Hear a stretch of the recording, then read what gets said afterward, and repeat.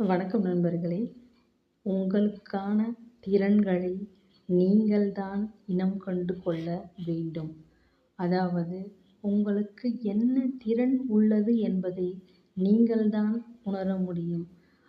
நீங்கள் உங்களுக்கு கைவேலை சிறு வயதிலிருந்தே ஆர்வம் உண்டு என்றால் கைவேலையை தொடர்ந்து செய்யலாம். அல்லது நீங்கள் கல்வியில் இடைநிற்றல் ஏற்பட்டு கல்வியை விட்டுவிட்டீர்கள் என்றால் கல்விப் பணியை தொடங்கலாம்.